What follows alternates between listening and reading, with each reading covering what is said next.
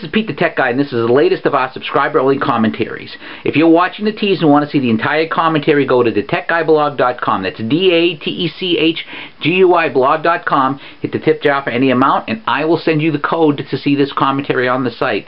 Hit subscribe for any amount, and you will get the codes every week. In fact, you'll get the links sent to you before they even get to the site. And if you are a new tip jar hitter or a subscriber and didn't get the email with the link, let me know. Email me directly. I'll make sure you get it. I want to talk a little bit about Islam and culture to start with.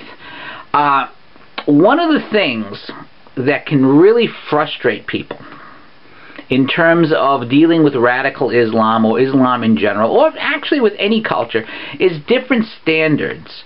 Under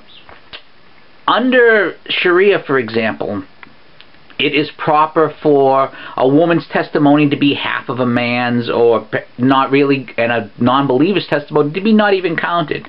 Now, to a person from the West, this is something very odd, the idea that this is acceptable. But to a person who follows Sharia and is an expert on Sharia law, this is something that's acceptable. It's sort of like, think of Japan during World War II. One of the things that really was odd to American soldiers, and my father served in the Pacific during World War II, was the idea that the Japanese didn't want to be taken prisoner. Culturally, it was an embarrassment to surrender. I mean, to surrender was so unthinkable, such a horrible thing, that you wouldn't even consider such a thing. That's why you had so many people killing themselves, for example, on Okinawa, jumping off of cliffs, because they were told all these horrible things about the Americans. And the Americans really didn't understand this. They thought that these guys were just fanatics. But to the Japanese soldier at the time, they were behaving honorably, and it was the American soldier who surrendered, and the British soldier who surrendered, who were disgraces. They couldn't understand the concept. Why would you surrender? Why would you disgrace your family? This is such a weird thing to us.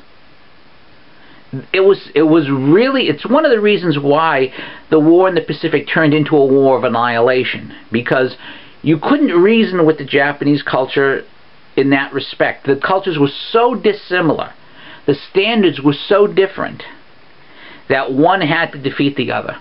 I mean, it was just the way it was.